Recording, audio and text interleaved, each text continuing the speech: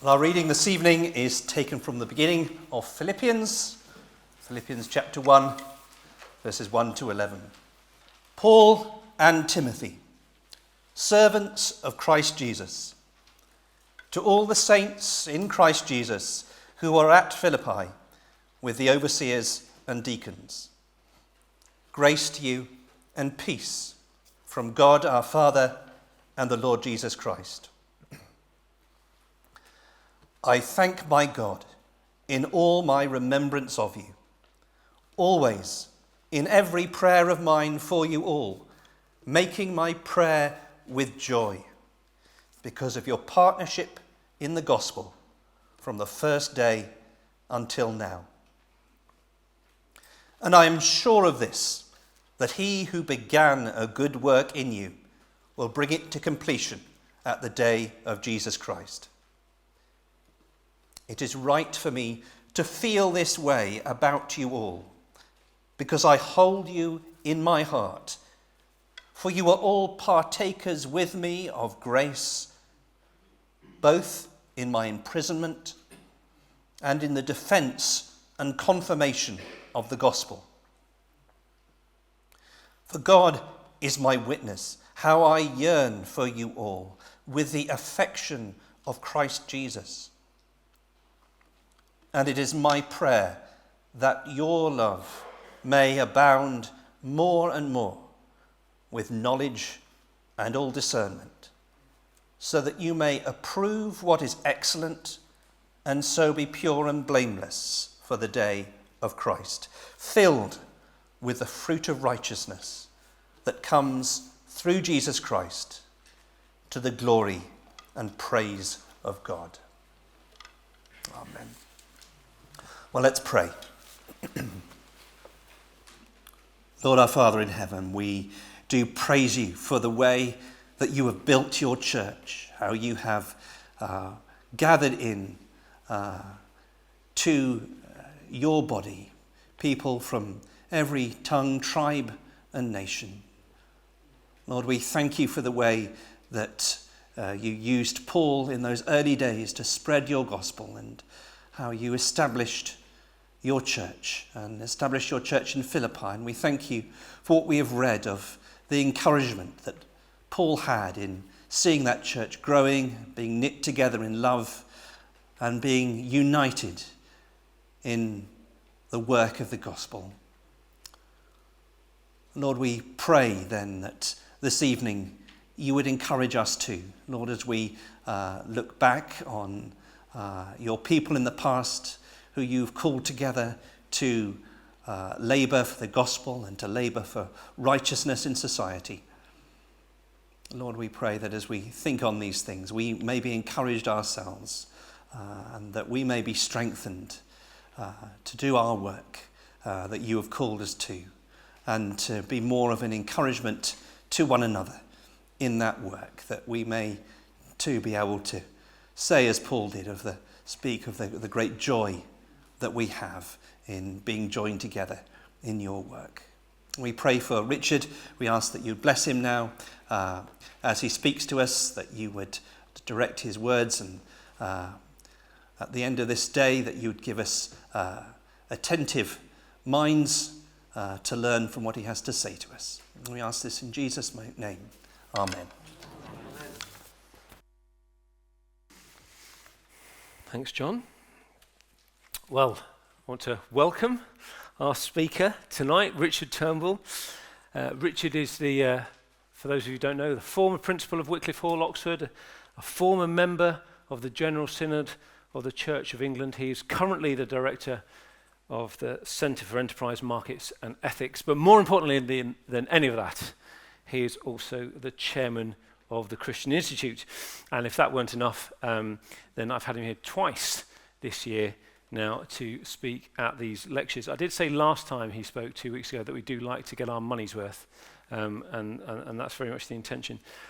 Richard, I am grateful because I know you're already away from home quite a lot, and I'm very grateful to you for coming and making the way up from Oxfordshire, and to Caroline, your wife, for releasing you, if that's the right word, and enabling us to have so much of your time. Thank you very much. As I said earlier on, Richard's subject tonight, as on the front page of your booklets, is the Clapham Sect, that group of evangelicals who dedicated themselves in the 18th and 19th century to the eradication of slavery, but also to ending the lottery, to prison reform and improving prisons and improving schools, and a whole lot more. So, Richard, over to you. Thank you again to speak to us about the Clapham Sect.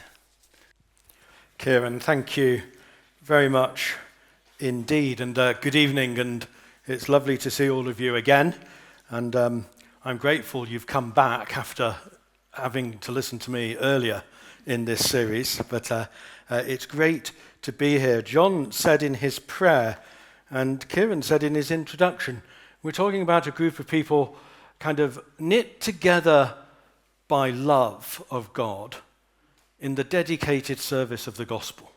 And that's what we're going to be talking about this evening. It made me realize that quite a few things have happened since the 2 weeks since I was last here. The Archbishop of Canterbury has resigned. I'm not polishing up my CV, okay? We can all be deluded, not polishing up the CV. And of course we did gather, or many of us gathered, to give an earthly farewell anyway to John Byrne in grateful thanks for his life and service to the Institute, but more importantly, to God. Something about both William Wilberforce, and I'm going to give you the dates of the people I talk about. It's not because I think you have to remember them all, but sometimes it's helpful just to get a picture of when people operated and were born and died. So Wilberforce, born in 1759 and died in 1833. There's something about him, and of course, the Earl of Shaftesbury, 1801 to 1885, next sort of generation, if you like, that are quite foundational for a Christian view of society as evangelical Christians. Of course, they, like us, were flawed, and yet they both managed to harness their Christian commitment in the service of God and in the moral transformation of society. So you might think there would be something that we can learn from these characters and from the groups that gathered around, in this evening's case, gathered around William Wilberforce, that led them to operate in such a way, to relate to each other in such a way, that then contributed to the transformation of society. We know, don't we, that this Friday there will be a vote on the so-called assisted dying bill. And that should be something on the heart of all Christians, to the effect that such a thing has for us, but not just for us, for the whole of society. Well, this evening we travel to Clapham. I was actually in Clapham on Sunday. One of my daughters lives in Clapham. But we travel this time to Clapham in the last decade of the 18th century. A village of, I looked it up to check, 2,700 inhabitants. I think there's 2,700 inhabitants in the road that my daughter and husband and child live in. But 2,700 inhabitants in 1791, 4 miles from Westminster, and with, as the books say, increasingly regular and improved transport links. So better then than now, probably. But in other words, to imagine Clapham, you've got to detach yourself from what it looks like now. Here was a village 4 miles away from the centre of London, for Westminster. There were green fields between the two. And as the railroads began to be built, not at the beginning of the period, but rather towards the end, and coaches and so on and so forth, it gradually became more possible to get into London and central London and Westminster more quickly. And it was here that William Wilberforce gathered around himself a wide group of evangelicals, with one exception. We're not going to go into it, but one of the Clapham group was a Unitarian, but we're not going to bother ourselves too much with that tonight. Gathered around himself a wide group of evangelicals who supported and campaigned with him. This group, parliamentarians, lawyers, administrators, other people, writers, poet, one case, prayed together, worshipped together, ate together, and lived in and around the same estate in Clapham. I think what we've got here is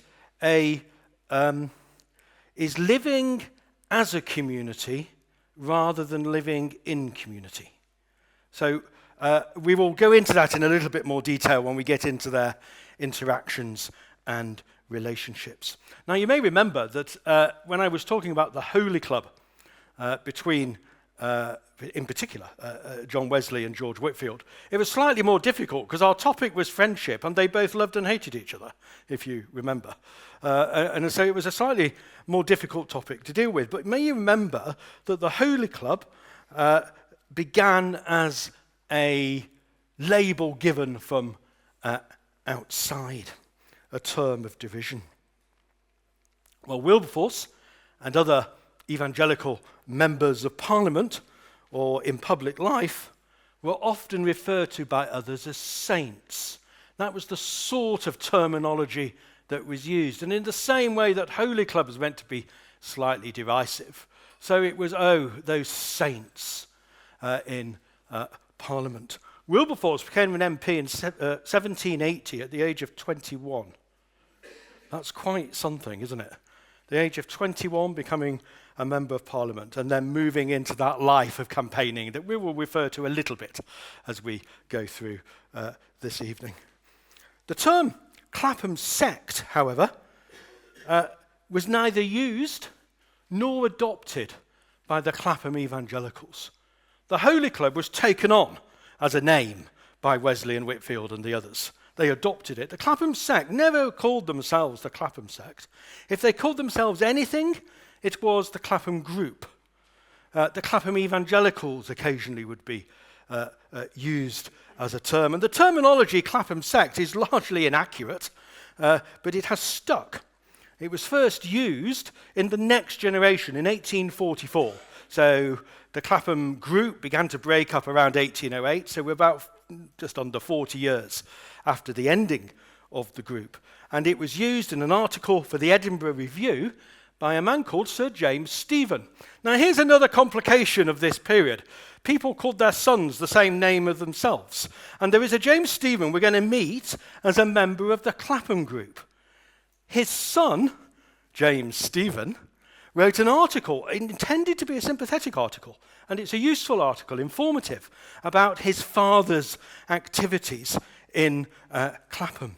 And he thought somebody else had used the description the Clapham Sect. But so the story goes, James Stephen couldn't be bothered to check and just wrote in the article the Clapham Sect. And it became the terminology that has become used by historians down the century. Sect, of course, implies something narrow, divisive, secretive. The Clapham Group was none of those things. It was more of a gathering or a network. William Hague, who's written a very good biography of Wilberforce, it is probably the best big biography of Wilberforce. Even though Hague doesn't share Wilberforce's faith, he does understand that faith motivation. So I give credit where credit is due. This is what Hague says, that the Clapham Group was one of the most extraordinary and influential coalitions British society has ever seen. So if one of our former senior political leaders, in his biography of Wilberforce, says that you would have thought there might indeed be some lessons for us to learn. There might indeed be some things that we can discern and gather from this group. And the reality is that this group holds a significant place in British social history. One of the things I've sort of observed as a trained historian is how things that have Christian formation and shaping are so often written out of the secular histories.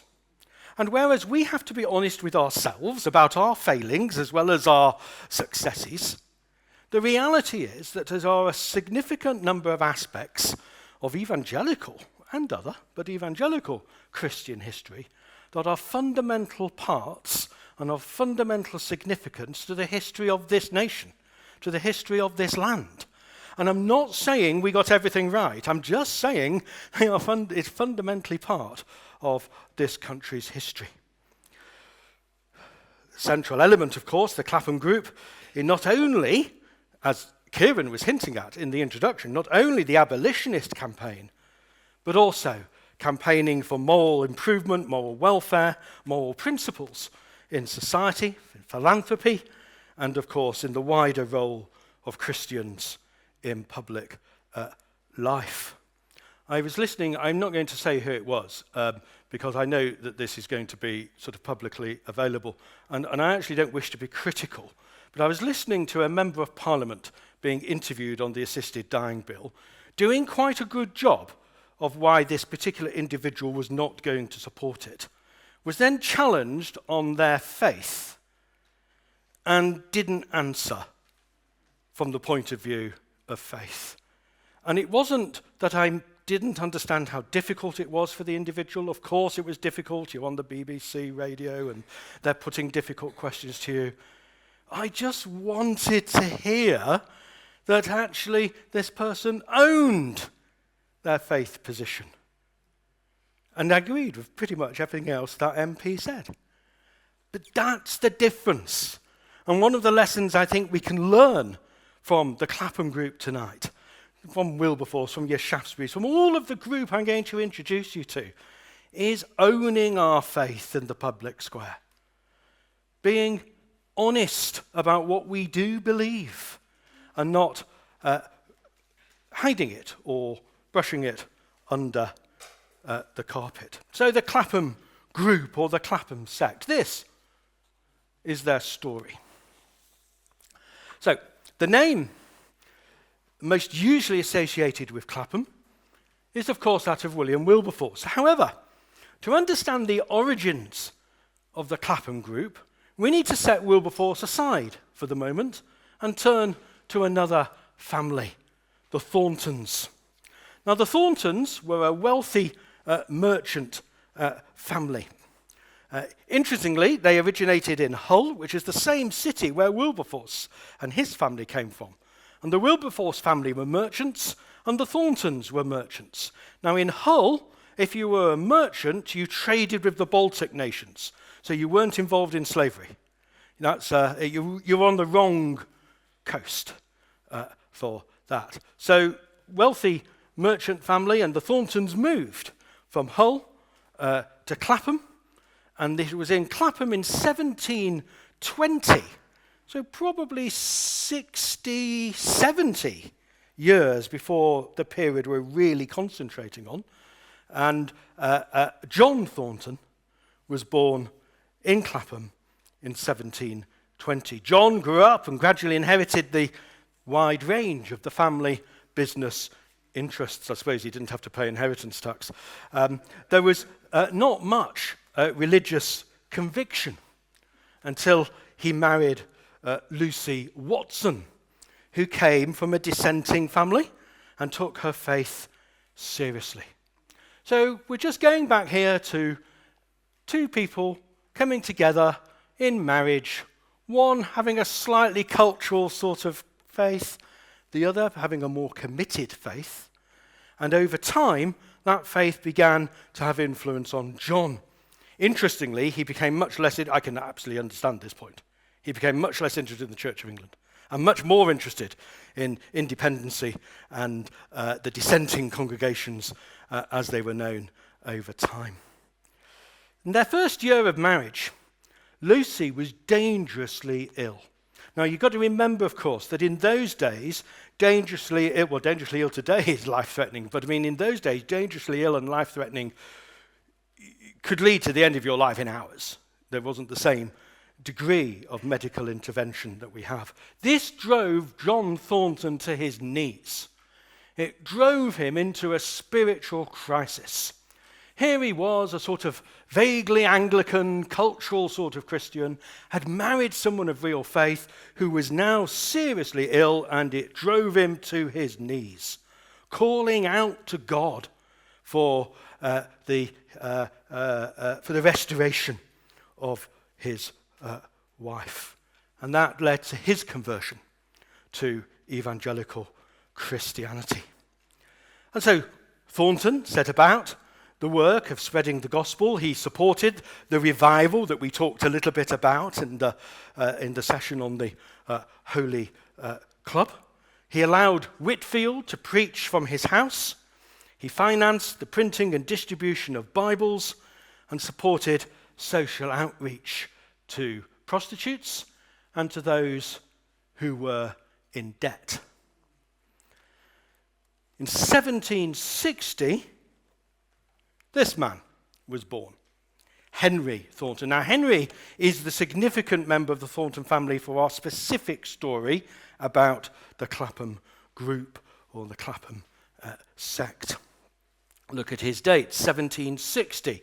Born pretty much the same time as Wilberforce himself. Wilberforce, 1759, Henry Thornton here, 1760. And it is Henry who had such a prominent role to play in the Clapham group. Now, Henry's upbringing was difficult, and he actually found his relationship with his parents complicated and difficult. Seems to be a common theme among many of these great people. So, I mean, I've just described that his parents were committed Christians, but he still found that upbringing very difficult. Shaftesbury had a similar experience, although I don't think his parents were committed Christians. Stephen Tompkins, in his book on the Clapham Sect, put it like this. Like many philanthropists' children, Henry felt that home life lost out to grand schemes. It's a salutary lesson, probably, to be honest, for all of us, isn't it? I mean, I'm not in any way suggesting we shouldn't be involved in the wider work of Christian life, faith, and the gospel. Just a reminder to us of our responsibilities as parents, a reminder to us of the responsibilities of our home lives, our husbands and wives, our children, our own parents. My father's in a nursing home, and he called me in a bit of a tizwaz while I was having a dinner with George and Catherine and Kieran. So I took the call, and I talked to my dad.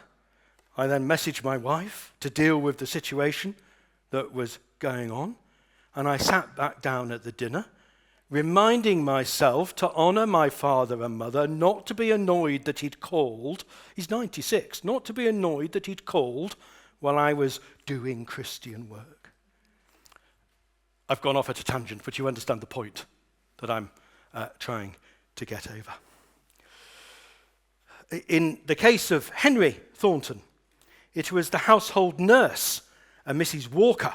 I've not been able to find out her first name, but it was Mrs. Walker who brought him up to pray and fear God. Do you remember the stories about Shaftesbury? Exactly the same. It was the family nanny, the family maid, in his case, Maria Millis. And in time, as you would probably expect, Henry Thornton entered into the family businesses. And he did so very successfully. So you've got a relatively wealthy merchant family. You've got Henry now, who was the, I think he was the third son, entering into the family businesses, acquiring that wealth, and so on. Now, Henry too decided that he might seek to become a member of Parliament. Wilberforce, I've already said, became the Member of Parliament for Hull in 1780. And in 1782, Henry Thornton made an unsuccessful bid to gain the other seat in the city. Without going into too much detail, the way it worked in those days is most cities had multiple MPs and very few electors.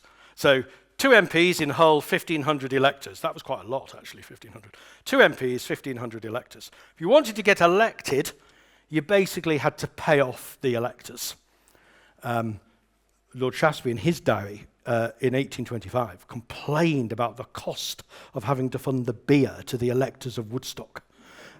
Exactly the same here in Hull. Henry, despite having a lot of wealth, couldn't really be bothered to pay off the electorate, so they voted for somebody else, as it was in those days. But back up in Hull, he met his future wife, who came from another prominent evangelical family in the area. This was Marianne Sykes. He didn't marry her for another 14 years. But again, part of the story, part of the picture, is people coming into contact, one family with another. People becoming known across a wider range of Christian families and so on. Well, Henry still wanted to become an MP, and later the same year, 1782, he entered Parliament as the MP for Southwark, which is a seat he held until his death in 1815. Without getting too distracted, just a brief word on the politics. The politics of that day, rather, it's different from the politics of this day, in that political parties were not really formed in the end of the 18th century. By the time you got to the 1820s, 1830s, you'd more align with a party or another.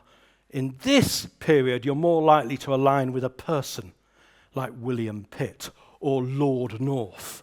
And that would kind of be the way it sort of operated.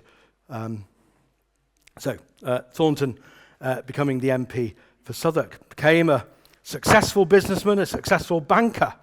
And he met William Wilberforce for the first time in 1785. Now, Henry's faith was there.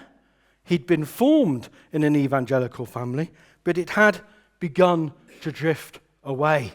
And then he comes into contact with William Wilberforce. And that resulted in his faith being reinvigorated in a powerful and meaningful way. It resulted in him growing to become a leading philanthropist, giving away over 80% of his income in some years, and leading him into this group of evangelicals gathered around Clapham. Another Thornton, Hannah, had also married into the Wilberforce family, and she and her husband were the aunt and uncle who first began to instill the stirrings of faith in William Wilberforce. That took time as well, but nevertheless, we must never underestimate the importance of our prayers for our families, our connections, our wider families. You never know what the Lord will do and when he will do it. So pray. So let me turn to that's introducing the Thorntons. Let me turn to the formation of the community at Clapham. It was through the friendship of Wilberforce and Thornton that Thornton was brought into the increasing circle of friends. This is how Thornton put it. Few men have been blessed with worthier and better friends than it has been my lot to be. Mr. Wilberforce stands at the head of these, for he was the friend of my youth.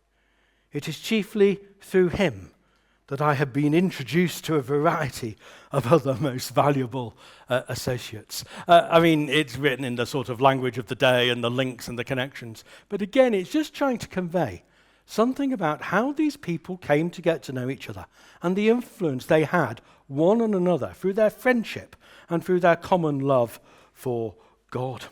Now, Thornton goes on to mention several other names. some of which we will deal with tonight. Thomas Babington, James Stephen, Hannah More, Lord Tynemouth, and Charles Grant. All of those became part of this group of Clapham evangelicals. Well, the Thornton family estate, which had been established by the Thornton family when they moved there, was on the edge of Clapham Common. Henry, who was a banker, lived for the most part in the City of London, very close to the Bank of England. In 1790, his father, John Thornton, died. And Henry's two elder brothers inherited the Clapham estate where John had established the family house. But in 1792, Henry himself returned to Clapham, purchasing what became Battersea Rise House. I have a picture which I'll put up in a minute.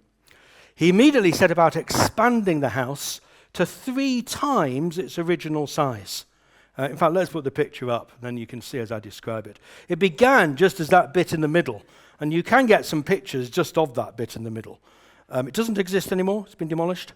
So he immediately set about expanding the house, adding 2 wings, and so eventually the house gave a total of 34 bedrooms. 34 bedrooms. Yeah, you could, a bit more than a Clapham group you could accommodate that. He built a magnificent oval library. There's lots of detail you can read up about the plans for the library. The importance of the library, it was where the core members of the Clapham group would meet. They would meet around the table, the MPs, the administrators, together with at least one clergyman, and they would discuss, they would pray, and they would plan their campaigns. He also built 2 other houses on the estate, and he let one of those out to Edward Elliot, who was an evangelical MP, and William Pitt's brother-in-law, interestingly, and also to Charles Grant, who was a much more significant figure in the Clapham group and who later became an MP. You can already tell from the way I'm describing these people how many of them become members of Parliament. And so you're beginning to develop a group involving a significant number of parliamentarians. Edward Elliot was important, it's just that he died in 1797, relatively early on. Wilberforce actually moved into Battersea Rise House itself. So Henry Thornton said to William Wilberforce, come and live in the house. We can begin to develop a group together. It definitely was part of the plan. And you can help share the expenses.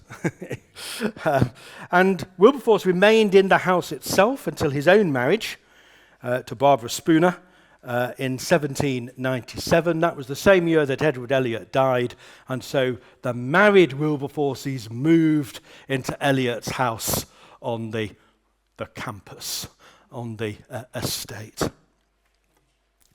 So again, quoting from Stephen Tompkins' book, Clapham did not just give the sect a name, but changed it from a network to a community. The first step was to secure evangelical leadership in the local church. I'll come back later to the point of exactly who all these people were, but you've already probably picked up they were mostly lay people. They weren't ordained ministers.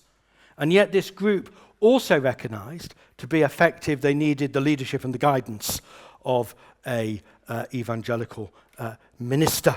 And so their first step was to secure evangelical leadership in their local church, Clapham Parish Church, Holy Trinity, Clapham. Now, the right to appoint a vicar or a rector of a Church of England church was, at that time, a right of property. And there's a whole history and story that can be told of how these rights of property were acquired, built up. I mean, I've been the trustee of various trusts that still hold these rights of property to appoint a vicar in Church of England parishes, the sole purpose is to ensure that you have evangelical succession in those parishes. You can no longer buy and sell this right of property today, but you could in the 18th and 19th century. And John Thornton had acquired the right of appointment to some 11 parishes, including Clapham, where the family now lived. When John died, this right of appointment passed to a trust that he had established under control of 3 prominent evangelical clergymen. 1792, the absentee rector of Clapham, a man called Sir James Stonehouse, died. Didn't die in Clapham because he was never in Clapham. He died on his estate in Berkshire, where he'd resided for 40 years, to the complete neglect of his spiritual duties of the parish of which he was actually supposed to be the minister. Notice 1790, 1792, it's all happening in that period of a few years. Opportunity now beckoned. One of the trustees of the trust for appointment was a man called Henry Foster. Now, Henry Foster had been curate to the first ever evangelical Anglican in the city of London, a man called William Wilberforce, who became the rector of St Andrew's by the Wardrobe. There's a great, I'm not going to tell you now, there's a great story there in its own right of how that appointment was secured, involving all sorts of people being locked out of services and all the rest of it. But anyway, Henry Foster had been curate to William Wilberforce at St Andrew's by the Wardrobe, and it was assumed that he would now wish to take this position in Clapham because it would give a degree of prominence for his own ministry. Another prominent evangelical, Charles Simeon, intervened and persuaded Henry Foster to decline the post in favour of John Venn. It's John Venn. Look at the dates again, 1759 to 1813. Very similar dates to Henry Thornton. So Venn born 59, Henry Thornton born 60, Wilberforce born 59. All very similar sort of age of people. This is a story of God's providence. And we neglect the doctrine of providence today. And we fail to realize sometimes how God uses situations for his glory and for his sake and for his benefit. John Venn, as I said, born the same year as William Wilberforce, was the son of Henry Venn. Henry Venn was one of the leading pioneers of the evangelical revival, author of a book called The Complete Duty of Man. A long time past, had actually been curate in Clapham, but then had become the rector of Huddersfield, and then later on a place called Yelling, not too many miles from Cambridge. John Venn himself at this point was a rector in Norfolk, and he was reluctant to move from a village in rural Norfolk to the increasingly bustling centre of Clapham. He was nervous about the people he would come into contact with. He was somewhat nervous of having to engage with the Thorntons and the Wilberforces. But Simeon could see that the gospel would benefit if this man were given a wider platform. Little did Simeon know exactly how God would use John Venn in the emerging Clapham group. Well, there was a fair amount of going back and forth. Still, he really didn't want to go. And eventually, he and his wife, Kitty, moved into Clapham permanently in March 1794. Again, right, just all happening in those few years in the 1790s. It's what Wilberforce wrote when he'd listened to Venn's first sermon. You can understand why the man was probably a bit scared. Venn preached an excellent introductory sermon. I received the sacrament and had much serious reflection. Oh, may it be for good. I renewed all my solemn resolves. and purpose to lay afresh my foundations. So we're beginning to see the emergence of the core members of this Clapham group. They ate together. They prayed together. They worshipped together. They talked together. And they developed a spiritual and personal intimacy and friendship. We don't have here the issues we had with John Wesley and George Whitefield. This was a group that did come together in love for one another and for God. They studied the Bible together. They heard the Bible preached by John Venn, not only in church, but also in their meetings and in their homes. Henry Thornton notes in his diary conversations with Wilberforce and dining with various people. And he described the whole Clapham arrangement as being formed like one large, united family. Now, they didn't live in one community in terms of like a sort of monastic community. They lived around and about each other on sort of shared land, a shared estate, and nearby. Not everybody was on the estate. For those that were on the estate, the children played together. The gardens were, the houses were separate, but the gardens were all sort of intermingled. The children played together. They went on trips together. They visited places of interest. They had picnics together, what you might call normal family life. And Wilberforce was fun, playing games with the children. Apparently he was particularly good at cricket. Henry Thornton's daughter, Marianne, described Wilberforce simply as one of the family. This is what Henry Wilberforce said in his diary. Mr. Wilberforce is a candle that should not be held under a bushel. The influence of his conversation is great and striking. I am surprised to find how much religion everyone seems to have when they get into our house. They all seem to submit and to acknowledge the advantage of a religious life. Perhaps not surprisingly, given what I said earlier, there was quite a lot of intermarriage between these families. Wilberforce, as I said, married Barbara Spooner, May 1797. A whirlwind romance.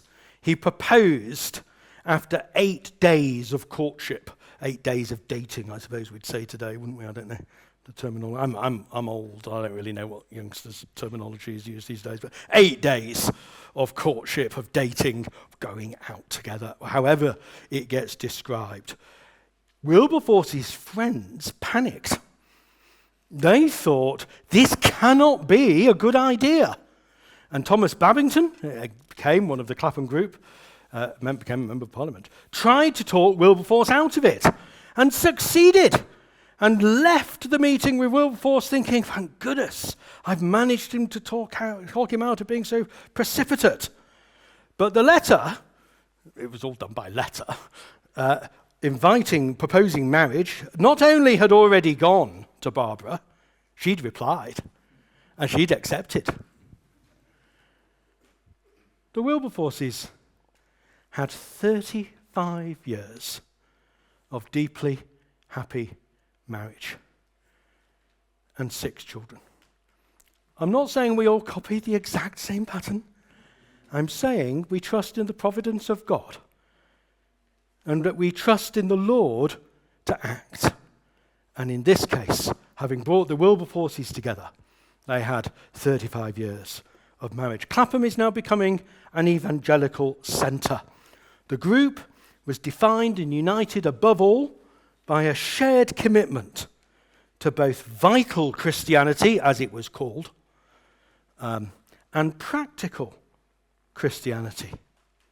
The campaigns, some of which we will discuss, albeit briefly, a little later. Campaigns including, of course, opposition to slavery, but also the suppression of vice and evil at home. But who actually were the members of the Clapham group? Let me turn to the membership, if you like. Actually, you have concentric circles. You have a core, probably 6 to 8, who were generally the people in residence. The identity of those in residence changed a little bit over time, but you had sort of 6, 8, 10, that sort of number in residence on the estate. You had visitors coming in, people associated with, so you had a core group and a wider group. And historians sometimes spend their lives arguing about who was a member and who wasn't. None of that really matters. So the first occupants of the Clapham estate, Henry Thornton, William Wilberforce, Edward Elliot, who we mentioned, if you remember, the MP, evangelical MP, friend of Wilberforce, one of the early campaigners for the moral causes, and Charles Grant. Charles Grant, 1746 to 1823. So born a bit earlier than Wilberforce there, although also dying before Wilberforce.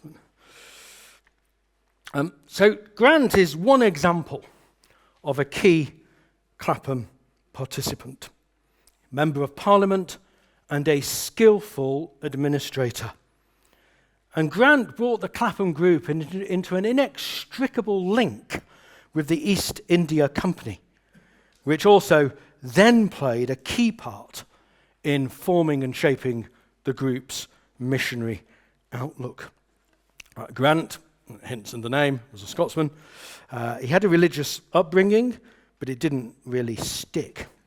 He entered the service of the East India Company at the age of 21, so that's 67 now, isn't it? At the age of 21, firstly as a military officer, and then as a merchant.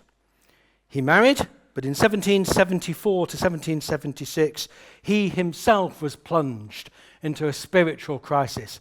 He lost an uncle, he lost a brother, and he lost 2 children from smallpox within 9 days. Well, if that doesn't drive you into spiritual crisis, I don't know what would. And that led to his evangelical conversion. Now, the East India Company was essentially a government-sponsored trading company. It had monopoly rights, and it also had its own dedicated military force across at least the Indian and Asian part of the British Empire. Very unusual organisation in many ways. It's a bit like sort of private sector body run by the government. I mean, so monopoly rights, the right to their own military.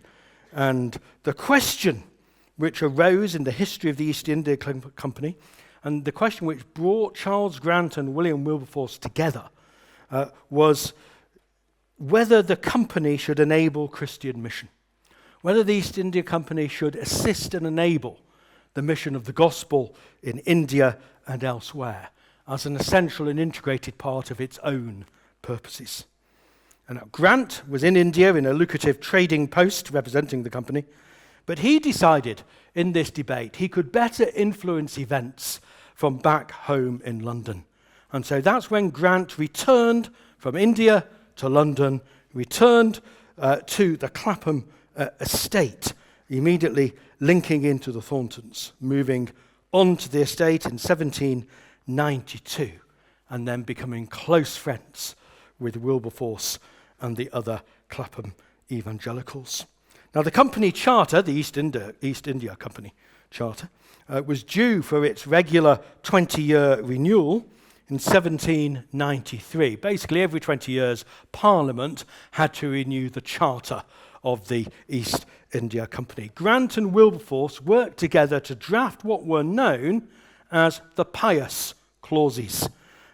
Essentially, what these clauses did were to require the East India Company to appoint chaplains and to require the East India Company to enable missionaries to operate. That was largely through transport, accommodation, those sorts of things. These objectives, it was said by Wilberforce and by Grant, were aimed at the religious and the moral improvement of the people of India. The motions were defeated in Parliament in 1793, but became a regularly contested position. Grant himself became a director of the East India Company in 1794. He was then elected as an MP in 1802, and in 1805 became the chairman of the East India Company. All of this time, technically, the East India Company was not meant, because the pious clauses had been defeated, were not meant to be assisting the Christian gospel. But if you're a director and then the chairman, there are things you can do, whilst remaining within your legal obligations, to assist, encourage, and enable some of those things to happen. He was never able to succeed in arranging transport explicitly for missionaries, but he was able to arrange transport for people taking up trading posts or commercial representatives, who might also happen then to go on to be missionaries. Interestingly, in 1813, remember 1793, 20 years, 1813, another renewal, and on this occasion, the pious clauses were passed and included in the renewal of the East India Company. Grant was active in the foundation of the Church Missionary Society. He was a vice president of the British and Foreign Bible Society. He was a founding member of the London Abolition Committee, which we'll come to later, which was the anti-slavery committee. What Grant did, what he brought to the table, was intense administrative capability. He brought to the table contacts, networks, and links. He brought to the table influence. He brought to the table the ability to represent the gospel in that wide range of other places. And over time, over the second half of the 1790s, others too moved into Clapham. In 1797, James Stephen, 1802, Zachary Macaulay, and Lord Tynemouth. As I said earlier, it was in residential terms a close-knit but relatively small group. The visitors were also important. Regular visitors to the group, giving it that slightly wider contact and wider range, included Granville Sharp. 1735 to 1813. Hannah More, who I'll mention in a few minutes, 1745 to 1837. Some provided a base for the group if they needed to be outside of London, particularly Thomas Babington, who was based in Leicester, or in Leicestershire, a place called Rothley, and he too was an MP. Thomas Clarkson also drawn in through the anti-slavery campaign. Just a couple of other quick profiles. I can't go through all of them, obviously. James Stephen, mentioned James Stephen Jr. at the beginning, but the James Stephen we're concerned about, 1758 to 1832, became one of the group's leading lawyers. So think about what's going on here. You've got friendship, you've got comradeship, you've got fellowship, you've got worshipping, you've got eating, and you have skill. You have administrative skill. You have legal skill. James Stephen himself had a bit of a chaotic upbringing, but then trained in the law. Got entangled in a few love affairs, which were less than helpful. But in 1793, he began to work overseas in colonial maritime law. Two consequences of that. Firstly, it made him wealthy. It was lucrative, well paid. And secondly, he saw slavery at first hand. So he began to understand some of the nature of the evil and of some of the challenges of the slave trade. He first met Wilberforce in 1788 to 89, and he became, from his overseas post, a key source of intelligence. One of the great challenges in the campaign against the slave trade was the evidence that you could gather. And James Stephen was the key supplier of legal evidence, and Thomas Clarkson was the key supplier of evidential evidence from seafarers and from ships and so on. Powerful forces operating together. So Stephen returns back to London in 1794 and joins and resides with the Clapham group, converting to evangelical Christianity after the death of his first wife, Nancy, in 1796. In 1800, he married William Wilberforce's sister, Sarah, and he too became an MP from 1808 to 1815. Here's another one, Zachary Macaulay, 1768 to 1838. He too had seen slavery firsthand overseas, and through Thomas Babington had met Wilberforce and Thornton in 1789. Through their influence, he rose to become the governor of Sierra Leone. Sierra Leone, the colony that was founded where slaves would be free. That was the sort of a slightly shorthand way putting it, where there would be no slavery. He became the governor of Sierra Leone at the age of 26. He too was a superb administrator. Returned to England in 1799, moved to Clapham in 1802. So you see, it's not that they all arrived at exactly the same time, it's more in periods that this group was beginning to form and come together. And he became heavily involved in all of the classic evangelical enterprises at the time. Few words about one more, Hannah More, 1745 to 1833. I know I've mentioned Hannah More before here, in different context, but just a few words of description about Hannah More. Most extraordinary, I think that's the National Portrait Gallery painting of Hannah More. She was the most extraordinary woman. She was a poet and a playwright. She worked in the London theatres, and it was there that she came into influence, into friendship and contact with Wilberforce, with John Newton, and with others. And she came to deploy her considerable writing skills in support of Wilberforce's campaign against the slave trade and in producing a series of influential Christian tracts. Eventually, that became the Religious Tract Society. She was a pioneer of schools and other philanthropic works in the poor rural district where she lived in Somerset. Wilberforce visited her in Somerset in 1789, and that became the catalyst for Hannah More setting out on her own calling to found schools.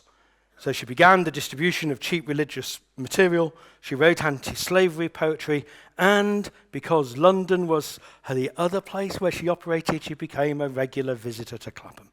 So Somerset or Clapham was where you would find Hannah More. She was resilient in the face of opposition. I need to make a confession. I know I have used this quote. I haven't used any of the other quotes here before. But I've used this next quote because I rather like it before, so I'm going to give it you again. Lots of opposition to Hannah More, and she, in her diary or her journal, she refers to one sermon that she sat under a sermon in which the preacher, she said, was going on and on and on about the divine right of kings. And then she notes scathingly, the divine right of the King of Kings seemed to be a law above his comprehension. Anyway, the Clapham group were primarily a lay group, a reminder to us of the importance of the laity in the proclamation of the gospel in and to society in all its fullness. I know you've heard me say things like this before. I fear that we have tipped in the modern evangelical church too much in the direction of over-dependence upon the clergy. But that's a debate we could have at another time and in another place. They all brought a variety of gifts and skills and commitments to the table. James Stephen, the lawyer, Grant, the administrator, Thornton, the banker, Wilberforce, eloquence. Wilberforce was a great speaker. Comparing Wilberforce and Shaftesbury, Wilberforce was a much better speaker, much more able to command an audience, and at a remarkably young age. Grant, Stephen, Thornton, Wilberforce, Babington, all members of Parliament. And in Parliament, they spearheaded a wider network of evangelical MPs.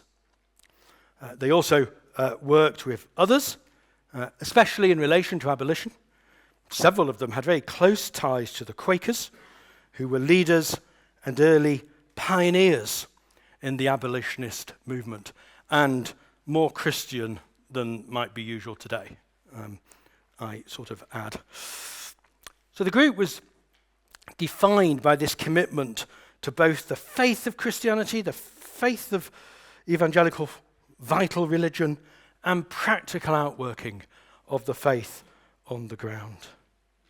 They were also instigators of a wide range, a wide variety of Christian voluntary societies and other campaigns. And it is to the significance of those that we now turn. So what did the Clapham group actually do then? What difference did they make in the transformation of society? 4 major campaigns and activities I'm just going to draw attention to, say something on each, but obviously I can't go into a full description, particularly of the anti-slavery. The first thing they got involved in over a long period of time was the campaign for moral reform in the nation. Secondly, the anti-slavery, the abolition campaign of the slave trade. Thirdly, the foundation of missionary societies. And fourthly, the establishment of a Christian newspaper, the Christian Observer. Like I said, we don't have time for the full story of all of those activities, but an overview will give us a flavour of the achievements of the Clapham group. So first, moral reform. Wilberforce's theological logic went like this. Humanity, he said, is corrupt. Christian faith shapes all aspects of life, and therefore, consequently, Christians should seek to transform society. The state of the nation was dire. The moral state of the nation. We might think the same today. In those days, the cruelty, the lewdness of the age was proverbial. We might also think the same today. There was luxurious excess for those that could afford it, while others lived in poverty. There was the regular exploitation of women through prostitution, girls as young as 12 or 13 years of age being treated in that way. Gin was flooding the nation. Gambling and debt. It's remarkable, isn't it, how many of the issues are actually the same or similar anyway that we face in the current age. The list could, of course, go on. 1787, encouraged by Wilberforce and other evangelicals, the King, George III, issued a proclamation officially entitled, in a way that only proclamations of that age could be, His Majesty's Proclamation for the Encouragement of Piety and Virtue and for the Preventing and Punishing of Vice, Profaneness and Immorality. Nothing like a short title to convey your meaning and purpose, but just think about that. The King of the nation issuing a proclamation asking, seeking, demanding, encouraging piety and virtue. The King of the nation issuing a proclamation calling for resistance, if you like, to the moral failings of vice, immorality, profaneness. Magistrates were urged to act against gambling, drunkenness, prostitution, and indecency. Now, Wilberforce formed a society for giving effect to His Majesty's proclamation against vice and immorality. This group included MPs, peers, bishops, and the Prime Minister, William Pitt, himself. The Clapham group were the core of this society. And the Clapham group were the means through which this society exercised its campaign, discharged its campaign over the coming years and decades. In 1882, this society, known in shorthand terms as the Proclamation Society, became the Society for Suppression of Vice.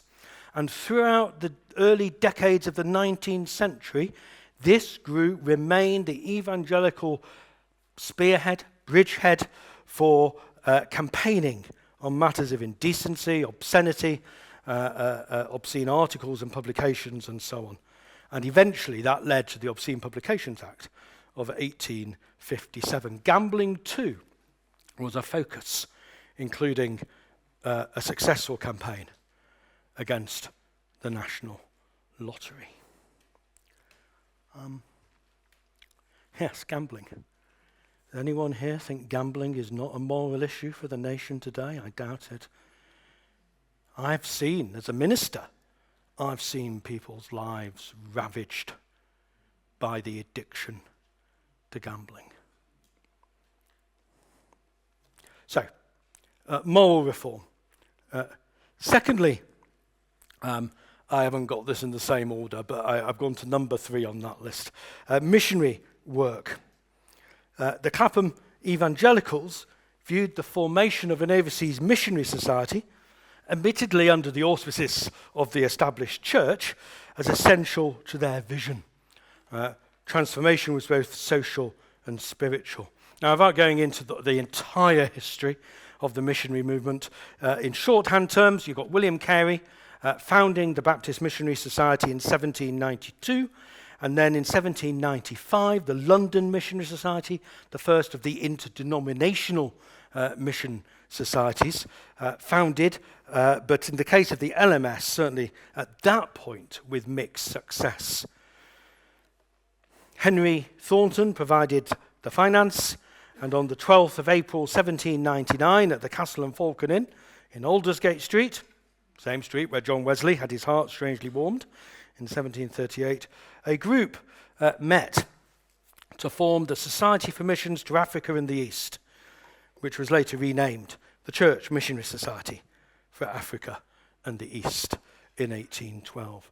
That's the group, many members of the Clapham group there, meeting for the formation of that particular missionary society. Now, the age of societies was beginning. This is what we're beginning to move into, the age of societies. And Wilberforce was at the heart of this age of societies. In 1804, he was also involved in the foundation of the British and Foreign Bible Society, seeking to unite evangelicals across all denominations in the task of translating, printing, and distributing Bibles in multiple languages across the world. Charles Grant was in the chair of that meeting. So these Clapham evangelicals are right at the heart, at the foundation beginnings of the age of societies.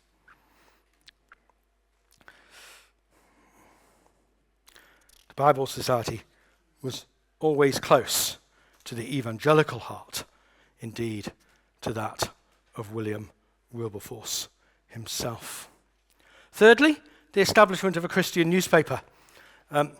Now, remember I told you about Hannah More beginning to distribute cheap religious tracts. So the argument then began to develop, how can we formalize this into something more specific? Well, there were two things that they did. They established the Religious Tract Society to actually formalize the production of the actual material. But they also began to give thought to how they could provide a more permanent and regular voice for the evangelical faith in the public square. July 1798, Wilberforce reported that he and Thomas Babington had visited Henry Thornton to discuss their plans for a magazine or newspaper. There was now constant communication between the group about the need. Zachary Macaulay noted that such a periodical, such a newspaper, would have the potential to counteract the evils existing, and at the same time recommend religion to the consciences of the worldly. Now, I mean, I understand this is all written in the language of the day and all the rest of it, but just note the two things you've got there. You're commending the faith spiritually and commending the implications of the faith in the public square. Didn't see any reason to make a division between those two things. John Venn was prominent in the issuing of a prospectus, the the formal announcement of the intention to produce an interesting review of religion, literature and politics, as a clergyman may without scruple recommend to his parishioners, and a Christian safely introduce into his family. Note their concern and care for that which is good. So a governing committee was formed, consisting of Wilberforce, Macaulay, Grant, Venn, Thornton, and another Clapham evangelical, Josiah Pratt. First edition appeared in January 1802 for the price of 1 shilling, which for the times was very cheap for a magazine. Josiah Pratt was the editor for just a few weeks, and then the job passed to Zachary Macaulay, who was the editor of the Christian Observer for the next 14 years. Wilberforce, Hannah More, Thornton, as well as Macaulay, were all regular contributors.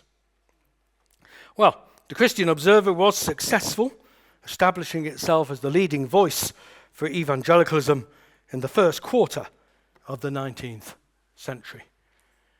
There's another story as to what happened next, and I suppose essentially it began to go slightly awry, and it was supplanted in 1828 by a more conservative newspaper, the Record. There's a story behind that, but probably not for this evening. And the fourth and final area in terms of campaigning is just to say a few words about the campaign against the slave trade. Clearly, we can't deal with all of the detail of that on this occasion. But it was in May 1787, after an initiative by the Quakers, that Granville Sharp and Thomas Clarkson, two key members of the wider circle of the Clapham Group and of Wilberforce, formed a committee for effecting the abolition of the slave trade. Sharp was the chairman, Thomas Clarkson was the secretary. Interestingly, 9 of the 12 founders were Quakers, but this group became totally integrated with the Clapham evangelicals. As Robin Furneaux, one of the early biographers of Wilberforce, said, all they lacked was an advocate to put their cause forward in Parliament. We know who that advocate turned out to be. Wilberforce stepped up to that role. So what then happens is you've got Wilberforce advocating in Parliament with his skillful eloquence, speeches lasting 3.5 hours in Parliament. Can you even imagine having to listen today to any politician of any political persuasion for 3 or 3.5 hours? How did he do it? Because he had something to say. There was no TV, no BBC. There was no sort of media. You had to persuade by argument. And that meant you had to think about it. And that meant you had to persuade your fellow members of Parliament if you wished to get legislation passed. And then you've got Granville Sharp prosecuting key legal cases during the course of the campaign. James Stephen supplying legal insight from the field for part of the campaign anyway. You've got Zachary Macaulay and Charles Grant's organisational brilliance. And you've got Thomas Clarkson travelling the country, interviewing seamen working on trading ships, slave trading ships, gathering the evidence and bringing it to Wilberforce to present into Parliament. Hannah More wrote. She provided in 1788 a poem called simply Slavery, a poem. Just 2 lines from it. Does then the immortal principle within change with the casual colour of a skin? Well, the full story of that campaign, of course, would need to be done on another occasion. What might we conclude about the Clapham Group? The group formed slowly. I think one of the problems when you give a group a title is you think one day this group came together and from that point on operated as we would all like them to operate. It wasn't quite like that. Came together over time. But with a committed core and a wider circle. The group lasted through to about 1808, so, didn't last forever. We're kind of 15, 16, 17 years was the sort of period of operation. And maybe that's a lesson for us too, in initiatives, that they don't have to last forever. What you have to do is seek God's guidance and will and providential intervention for what is right for the time. The Clapham group showed the power of Christian friendship, showed the power of Christian friendship and love in shared lives, shared prayer, study, worship, and a shared vision. Not necessarily a model to be copied, but it represents an important landmark, a gathering point, a support network for the early evangelicals in Parliament, giving birth to that range of societies and campaigns that we have discussed. A razor-sharp focus on what was needed to be done. A tenacious commitment to the vision. Concentric circles of influence and trust. Building coalitions. But above all, showing the commitment of the gospel to the transformation of the nation. Ladies and gentlemen, the Clapham Group.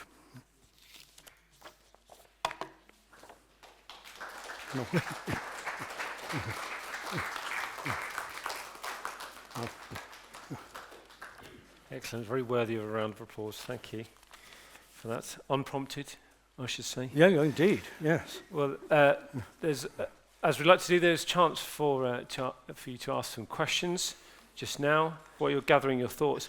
There's some standout things in there, I thought, which relate so strongly to what we're trying to do at the Christian Institute, so strongly to what we're trying to persuade churches around the country to own on Christians, to own our faith in the public square. I thought that was hugely significant. And the fact that you used a phrase, Richard, about how our Christian faith shapes every area of our life. I mean, that's pretty much the strapline for the Living Christianity series that the Christian Institute has had out for a few years now. But isn't it wonderful to hear about the power of Christian friendship? And also, CI researchers, if you're listening, the importance of checking your sources before you start writing down, whether that's for reference in the Clapham Sect or anything else. I'm quite sure that they've picked up on that point to use in training. So anyway, now you've had a chance to gather your thoughts. Are there any questions that someone wishes to ask? David, gentleman behind you there. John Newton was a great friend and influencer of William Wilberforce. What role, if any, did he have in the Clapham group? Yes, so Newton was associated, but he was part of that wider circle. And of course, it was Newton who influenced Wilberforce in a number of ways. Firstly, he was the rector of the church in the City of London, where Wilberforce was in the congregation in the mid and latter part of the 1780s. And it was to Newton that Wilberforce went when Wilberforce, after his conversion, Wilberforce was converted 1785, 1786, after his conversion, thought he should leave public life and went to Newton, his rector, to seek his counsel. And there's a story about Wilberforce being so nervous about discussing it with John Newton. He walked around the square where Newton lived at least twice before knocking at the door. And Newton's advice to Wilberforce was, do not leave public life. The Lord has called you to this work. So yes, Newton was part of that wider group, but Newton is getting towards the end of his ministry at this time. So it's sort of a little further on in his life. But definitely there, definitely part of it. He's just beginning to get towards the end of his sort of ministry, really. You mentioned the King, George III, sort of put in a plea for moral reformation. What was the religious position of the King? The religious position of the King was it's sort of sympathetic rather than necessarily being a converted man, but because sympathy, therefore open to influence. And we had a very similar thing in the Victorian reign with both Victoria and Albert. Sympathetic, Albert did have some faith, but certainly Victoria and Albert sympathetic to the faith, but because of friendships, in our case, evangelical MPs like Wilberforce, in Victoria's case, a close friendship between Shaftesbury and Prince Albert, allowed influence then to be brought to bear on the monarch. You mentioned Shaftesbury, and you mentioned at the beginning of the talk his name. How was he involved with the group? So Shaftesbury's the next generation. So Shaftesbury was born in 1801. So Shaftesbury's active years are really 1825 to 1885. The Clapham group are really, and Wilberforce and the Clapham group are sort of 1790 through to 1830. So it's like one succeeding the other in terms of influence and so on. Yeah. Richard, at the outset, you used the phrase, they lived as community, not in community. I wondered, was there any deliberate inspiration or connection with Acts 2? Did that provide any sort of basis for how they saw themselves operating? I have to say I don't think it did. And I think this is where the degree of honesty is required on our part. You know, we'd all kind of, your natural tendency is to think, oh, people are trying to copy Acts 2. Wesley tried to establish a community based around Acts 2, and after a few weeks announced it didn't work. And I think the later evangelicals took Wesley's experience and therefore decided this is not about copying Acts 2, it is about implementing the principles underlying Acts 2. And I think that's what I meant by, I hadn't got it written in my notes, I just came up with that as I was talking. What did I say? Living as community. As community, but not in community. Yeah. That was it, which came to me just while I was talking, so I couldn't remember it when I got to the end of the talk. So living as community, but not in community, which I think what I'm trying to get at there is that the principles that might underlie Acts 2, worshipping together, praying together, etc., but you're not trying to invent some monastic sort of community. Can you say anything about the working relationships between members of the Clapham group and people who were definitely not evangelicals? So there were some, and it was principally through.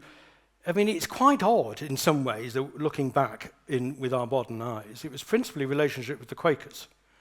So the Quakers then would have been seen mostly as Orthodox evangelical Christians, but even then, not exclusively. Certainly seen as slightly on the edge because of resistance to ministry, what's the role of the scriptures, and sacraments and all of that. And yet, the relationship between the Clapham group and the Quakers was extraordinary, deep and extensive. And where that played well was in the abolition campaign on the slave trade. And so the Clapham evangelicals were very explicitly keen to work with others who they might not agree with on every aspect on those matters of common concern. I can't remember the man's name, it was William something. There was one member of the Clapham circle who was a Unitarian, which I actually found slightly odder even than the Quakers in some ways. So there was definitely links. People like Thomas Clarkson went out and ran campaigns in the country that brought together people of faith and not of faith. Josiah Wedgwood, the potter, he was a Unitarian. But on this, they worked together. And I don't know, I mean, I'm thinking out loud here, what lesson we learn from that. We have resistance sometimes, perhaps for good reason, as to how we relate to other Christians, never mind, or other groups that claim to be Christian, never mind wider groups. So I think there's a proper lesson to be learned about co-belligerency, a proper lesson to be learned about proper coalition building. And I think you can do that if you are yourself owning your faith in the public square. So I am not pretending to be anything other than a committed evangelical Christian, and I will on that basis work with you, of someone of different position, on specific matters. But I won't embrace your theology, and I don't expect you to embrace mine. I think one of the problems we've got today is because we've got weak and watery and woolly, therefore the whole thing's become sort of quagmire of sort of ecumenism and things, you know. You didn't mention Thomas Buxton. Was he a member of the Yes, Clapham group? I mean, he was... Yes, Thomas Fowle Buxton was really he was the person who really took the Clapham group into the mid-teens, took the campaign. He took over the campaign. Once the slave trade had been abolished, Buxton took the campaign to turn it into the abolition of slavery. So he was slightly later in our period, so beginning of the 1800s rather than the 1790s, and he took that campaign on. So yes, Thomas Buxton was another example. There were several names I didn't mention. It's just a matter of where you draw the line. And he was very closely linked into the Quakers, which again, just thinking out loud, is a little odd in a way, because I understand it slightly more at the beginning, but that was getting into the 1800s, and he was very closely linked. But in 1832, the Quaker annual meeting in London declared the Holy Scriptures as the one sole true authority of faith. Can you even believe that? Well, it's true. I mean, I wouldn't tell you if it wasn't. So all I'm saying is you're dealing with a slightly different group than what we imagine today.